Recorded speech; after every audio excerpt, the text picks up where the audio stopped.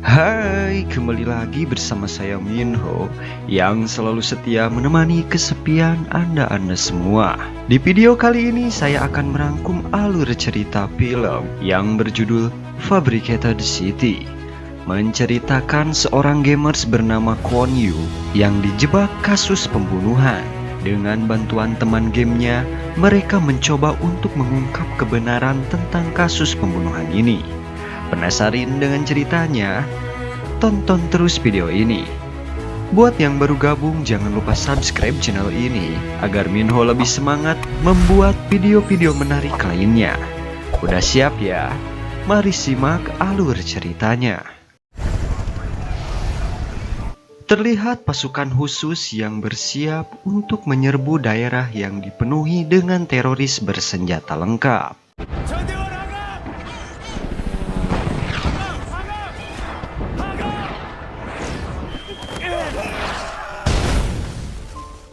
Pasukan khusus ini dipimpin oleh seseorang bernama Ujang Bedil.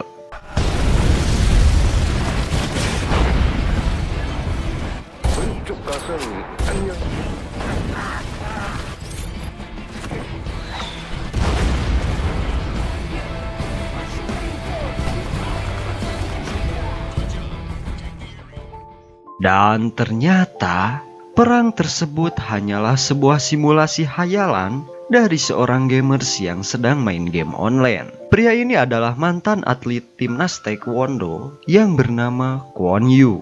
Dia dikeluarkan dari timnas karena kasus kekerasan dan sekarang pengangguran seperti saya. Setiap hari ia menghabiskan waktunya di warnet untuk bermain game online atau pacebokan. Saat sedang makan, ibunya Kwon menelpon dan menyuruhnya untuk pulang mematikan gas di rumahnya. Dengan alasan sibuk, Kwon pun menolak. 그러니까 왜 전화했냐고. 그것 때문에 전화한 거야? 지금? 가스밸브 안 잠그고 나왔어. 아 그게 왜 터져 진짜. 하다 이놈아 백수 주제에 바빠서. 아 진짜. Lalu ketika sedang asik bermain game, tiba-tiba HP di sampingnya berdering. Karena merasa terganggu dengan deringan HP tersebut, Kwon pun mengangkatnya. Ternyata yang menelpon adalah seorang cewek dan dia pemilik HP tersebut yang ketinggalan di warnet. Dia pun menyuruh Kwon untuk mengantarkan HP tersebut ke rumahnya dan akan diberikan imbalan yang besar. Karena imbalannya cukup banyak, apalagi yang meminta adalah seorang cewek, Kwon pun langsung segera menuju ke rumah cewek tersebut. Tiba di sana, pintu rumah si cewek tidak dikunci, lalu Kwon pun masuk. Di dalam, si cewek sementara sedang mandi dan menyuruh Kwon untuk meletakkan HP-nya di atas kasur, lalu mengambil uang imbalannya. Kwon sebelum pulang ngasih tahu ke si cewek, lebih baik pintu dikunci karena bahaya jika ada orang asing masuk. 여기 문 열어놓으면 위험하니까 꼭 잠가요. Keesokan paginya, Kwon terbangun karena pintu rumahnya didobrak oleh polisi dan langsung menangkap Kwon dengan alasan kasus pembunuhan dan pemerkosaan gadis di bawah umur. 건유 당신을 혐의로 체포합니다.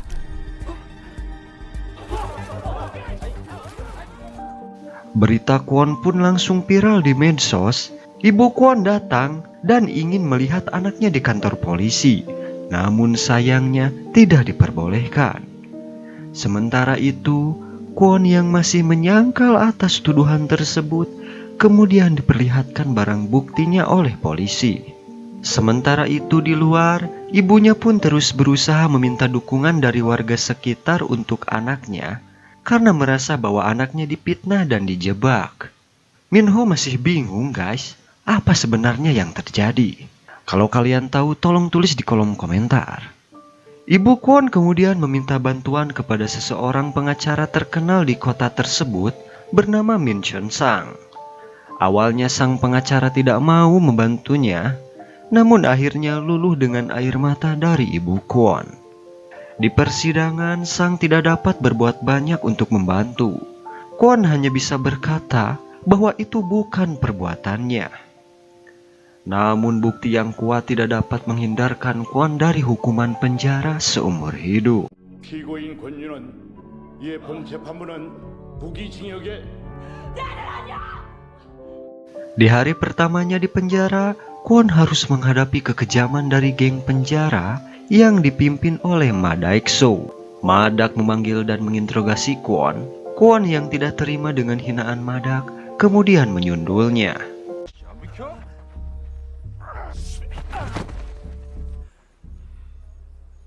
너 이걸로 들었지 이거? 나 아니야. 여기 있잖아 저기 이 새끼는 끝까지 잡았다 끝까지 잡았다. Akhirnya Kwon dikeroyok habis-habisan oleh anak buah Madak.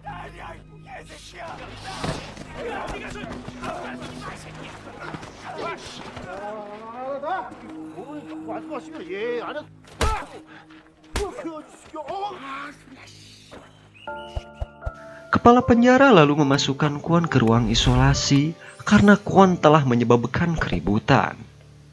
Di hari berikutnya, ada 2 tahanan yang mendekati Kwon dan memperingatkan Kwon agar tidak berurusan dengan Madak dan juga seorang kakek pembunuh berantai. Kwon harus mengalami nasib yang sangat sial.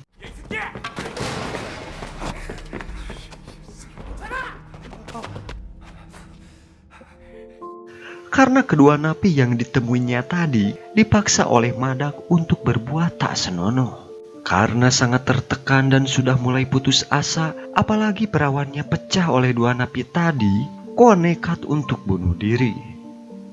Sementara di luar penjara, ibunya masih berjuang mencari keadilan untuk Kwon. Singkat cerita, Ibu Kwon dan pengacara Sang datang mengunjungi Kwon untuk memberi semangat untuk tetap bertahan karena ibunya mendapatkan telepon dari seseorang yang mengatakan bahwa orang tersebut punya bukti alibi yang bisa membuktikan bahwa Kwon tidak berada di TKP saat kejadian tersebut. Kwon akhirnya sudah mulai terbiasa dengan siksaan Madak dan antek-anteknya. Tanpa diduga si kakek yang merupakan salah satu orang yang disegani di dalam penjara mendekati Kwon. Kakek tertarik dengan Kwon yang memiliki daya tahan tubuh dan fisik yang kuat. Si kakek juga tahu kalau Kwon bukanlah seorang pembunuh. Kwon pun menjadi semakin kuat dan tahan pukul, dan inilah pertahanan terbaik yang disebut bertahan sambil menyerang. 예전에 운동점 한 모양이야. 저 사람을 죽일 놈이 아니야. 마덕수도 네가 강간살인범이 아니라는 건 알걸. 그놈 자존심을 건드렸다는 거야. Di satu ketika saat Kwon akan kembali disiksa oleh Madak, dan benar saja, Kwon melakukan serangan balik. Kwon menggunakan senjata rakitannya sendiri untuk melawan antek-antek Madak.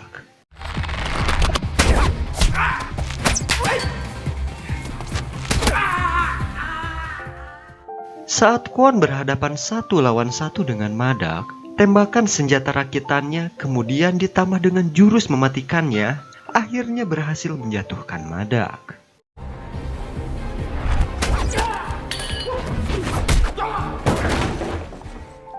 Para sipir penjara kemudian berdatangan dan kepala sipir terlihat keheranan melihat Madak yang berhasil dijatuhkan oleh Kwon.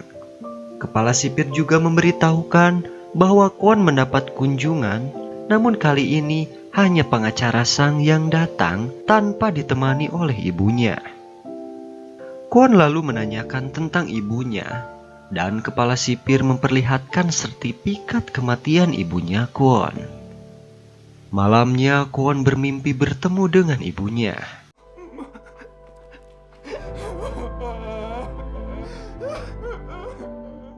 Keesokan harinya, Madak kemudian mendekati Kwon yang terlihat galau karena kehilangan ibunya. Saat Madak akan menyerang dengan pisau, ternyata Kwon sudah tahu hal tersebut, dan dia lebih dulu menyerang Madak dengan pisau dan melukai pipi kirinya.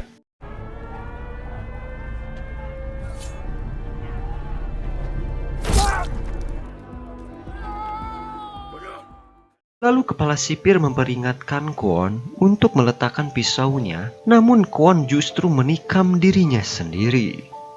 Kwon dan Mada kemudian dilarikan ke rumah sakit terdekat. Ternyata hal ini semua sudah diatur oleh Kwon dan dibantu oleh si kakek agar Kwon bisa melarikan diri. Akhirnya Kwon kemudian menyerang petugas yang juga berada di dalam ambulan.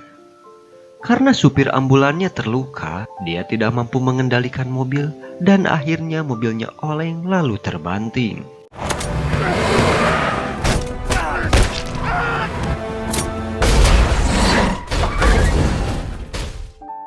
Kwon kemudian keluar dan berjalan untuk melarikan diri, namun saat kabur, ternyata kepala sipir masih tersadar, lalu dia menodongkan senjatanya kepada Kwon. Namun entah kenapa, kepala sipir tidak menembaknya, justru membiarkan Kwon melarikan diri. Entah apa yang dia pikirkan. Kwon pun pergi menemui pengacara Sang di kantornya dan menanyakan tentang orang yang memiliki video alibi yang pernah dikatakan oleh ibunya saat mengunjunginya di penjara. Menurut pengacara Sang, itu merupakan laporan palsu dari anak-anak yang iseng, dan hal itulah yang kemudian menyebabkan ibunya mulai putus asa hingga akhirnya bunuh diri. Sang kemudian memberikan kalung peninggalan ibunya kepada Kwon, dan ternyata Sang sudah melapor ke polisi tentang kedatangan Kwon ke sini. Untung saja Kwon sudah lebih dulu kabur sebelum polisi tiba. Kwon kini sedang berada di warnet dan memeriksa emailnya di sana. Kwon menemukan sebuah video yang menjelaskan bahwa dirinya tidak berada di lokasi kejadian dan tidak bersalah. Video ini dikirimkan oleh teman gamenya bernama Yowol. Yowol kemudian mengajak Kwon ketemuan.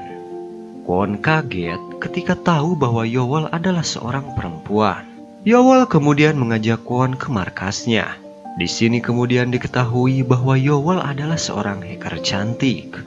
Yowol pun mengundang semua tim gamesnya yang juga bermain bersama Kwon di awal scene tadi.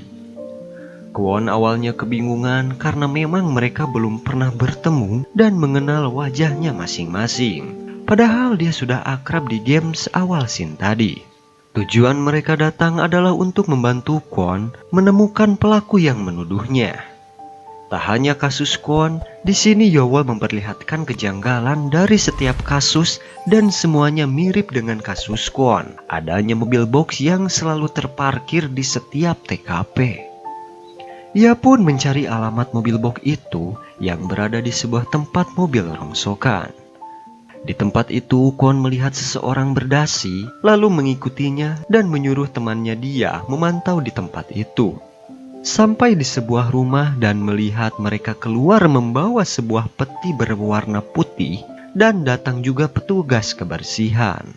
Ya, jadi semacam film John Wick, kayak agen khusus pembunuh bayaran. Setelah selesai membunuh, kemudian datang para corpse cleaner atau pembersih mayat.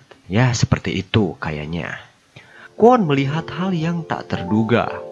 Di sana ia melihat banyak bekas darah. Di saat yang sama Demolition menelponnya, memberitahu bahwa mobil yang ia ikuti kembali ke tempat rongsokan, membawa peti masuk ke dalam mobil box. Kemudian mengubah gambar mobil box dengan gambar merek lain dan langsung pergi ke suatu tempat. Demolition pun mengikuti mobil itu dan ternyata mobil itu membawa peti ke atas gedung. Mereka lalu menyamar untuk memasuki gedung tersebut untuk meretas sistem keamanan gedung agar mereka mudah untuk masuk. Setelah mereka berhasil meretas, Kwon lalu masuk ke salah satu ruangan yang diarahkan oleh Yowol. Di sana merupakan kamar milik seorang artis terkenal dan tak sengaja ia menemukan peti tersebut, lalu ia membuka peti itu. Dan ternyata isinya adalah sebuah mayat pemilik kamar itu. Yowol memberitahukan akan ada beberapa orang yang datang ke tempat itu. Kwon yang penasaran dan ingin mengetahui apa yang terjadi, lalu bersembunyi melihat mereka melakukan sesuatu terhadap mayatnya. Kwon dan temannya pun terkejut melihat mereka melakukan hal yang sama, yaitu menjebak seseorang yang tidak bersalah untuk dijadikan pelaku pembunuhan. Dengan sesuai rencana tersusun rapi dan sangat pintar, mereka menemui korban dengan menyamar dan membuatnya pingsan sehingga mereka bisa mengambil sampel DNA dan membuat sampel sidik jari yang sama persis dengan korban. Sebenarnya dalang dari semua ini adalah pengacara Sang. Ia dan timnya dibayar melakukan itu untuk menyembunyikan kesalahan seseorang. Contohnya adalah kasus seorang artis yang pembunuhnya adalah seorang gadis anak dari perusahaan terkenal. Ia menyuruh Sang untuk menutupi kasusnya dengan bayaran yang sangat mahal. Kwon yang membawa sidik jari yang ada di foto itu menyuruh Yowol melacak sidik jarinya karena Kwon dan temannya tak mau gadis itu bernasib sama dengan Kwon. Mereka mencoba mengikuti dan menyadap HP gadis tersebut agar mereka tahu dengan siapa saja gadis tersebut berhubungan. Kemudian ponsel gadis yang disadap Kwon terhubung dan ia mendengar seorang wanita yang suaranya sama persis dengan wanita yang meminta tolong kepadanya untuk mengembalikan HP-nya waktu itu. Yowol dengan segera meretas cerita itu dan mencarinya. Ketika Kwon Yu akan menangkap wanita tersebut, tiba-tiba datang temannya yang membawa kabur wanita itu. Kwon kemudian mengejar mereka menggunakan mobil. Polisi juga ikut mengejarnya karena laporan dari masyarakat yang melihatnya. Mobil Kwon tiba-tiba mati karena mogok. Tiba-tiba ada truk yang menabrak mobil polisi, yang ternyata pengendara truk itu adalah si Madak, tahanan yang sering menyiksanya, yang dibebaskan oleh pengacara dengan syarat menangkap Kwon.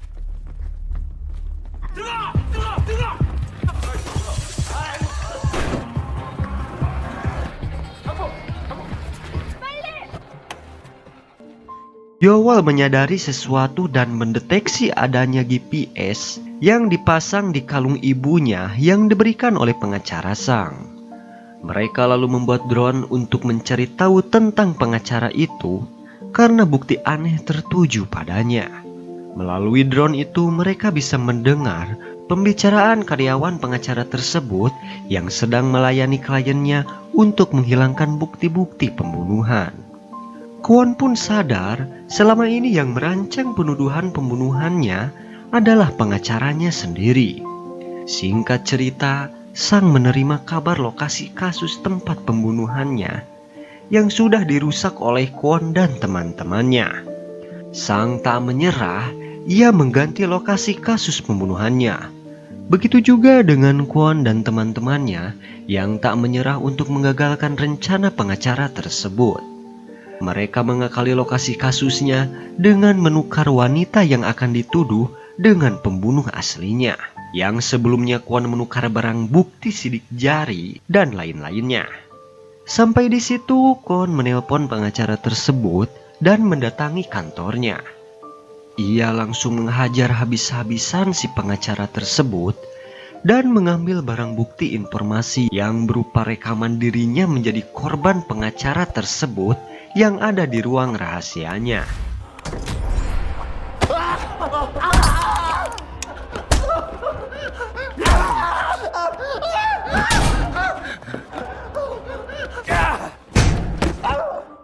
Namun ia membutuhkan waktu yang lama karena ukuran filenya yang sangat besar. Ketika pengacara itu terbangun, ia mengatakan ibunya terbunuh oleh dirinya. Tiba-tiba ada seseorang yang menelpon Kwon yang ternyata Madak yang telah menyandra teman-temannya yang berada di markas Kwon. Lalu ia segera menuju markas untuk menyelamatkan teman-temannya. Sesampainya di markas, ia mematikan listrik dan membuat tempat itu menjadi sangat gelap. Kwon yang merupakan mantan atlet taekwondo memanfaatkan keahliannya. Ia menggunakan butiran beras untuk mendengarkan posisi musuh berada, lalu menghajar mereka semua.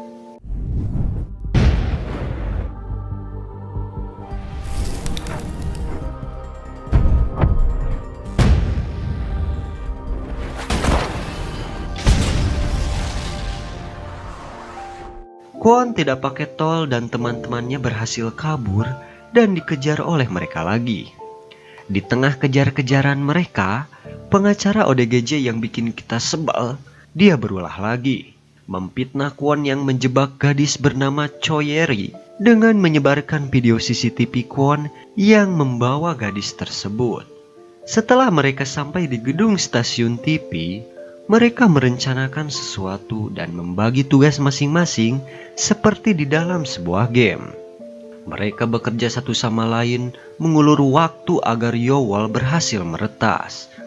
Mereka mulai beraksi mengalahkan satu persatu musuh-musuhnya dengan strategi yang biasa mereka gunakan seperti saat di dalam game. Akan tetapi, dua temannya tertangkap oleh polisi dan Yowol berhasil ditangkap oleh Madak.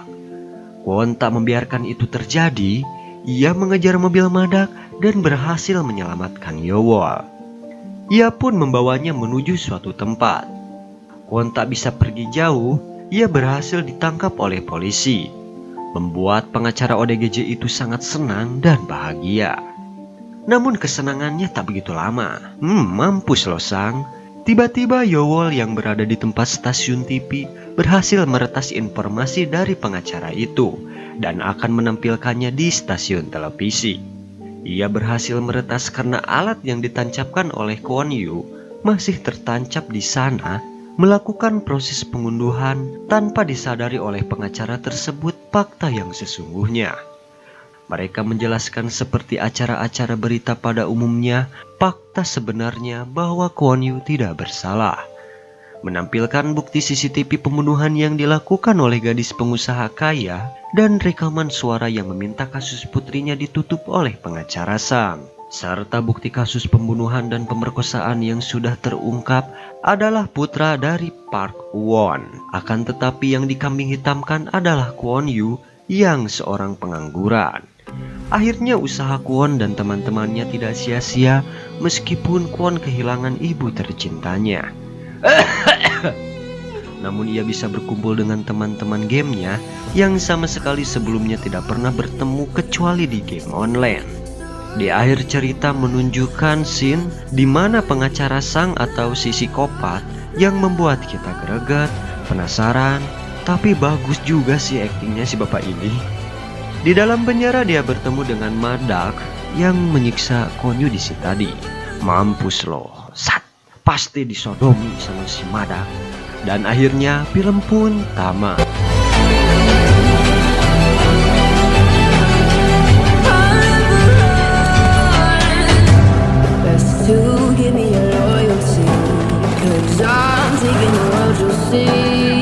They'll be calling me